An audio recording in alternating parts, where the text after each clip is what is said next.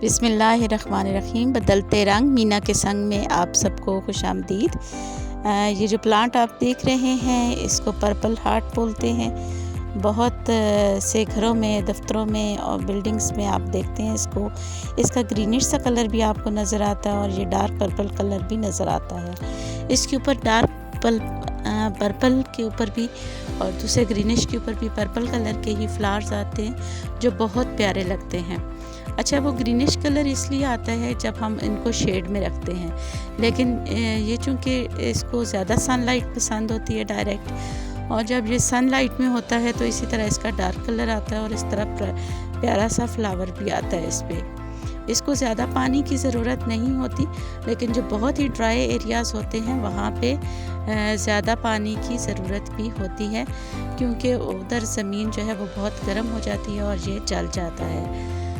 इसके जब हम इसको तोड़ते हैं तो इसके अंदर से एक म्यूकस सा निकलता है, एक ऐसे लेसदार सा मादा निकलता है जो जिससे आपको स्किन इरिटेशन भी हो सकती है। कुछ एनिमल्स के लिए भी ये टॉक्सिक है, पॉइजनस है, और डॉग्स के लिए भी, इसलिए एहतियात ज़रूरी है। लगाने का ये आसान तरीका है जो मैं आपको दिखा रही हूँ। ऑलमोस्ट 6 इंचेस की ये लंबी स्टेम होनी चाहिए, और ये जब हम इसको ज़मीन में डायरेक्ट लगा सकते हैं।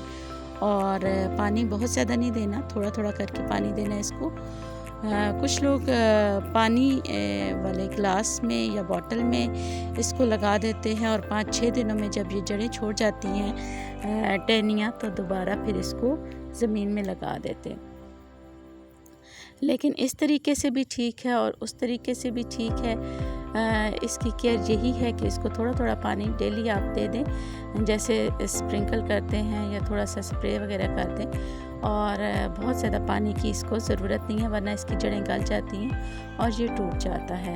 हैंगिंग बास्केट में लगाया जाता है, बेडिंग में लगाया जाता है और गमलों में लगाया जाता है। जहाँ जी चाहे आप इसको लगा सकते हैं, अपने घर को सजा सकते हैं।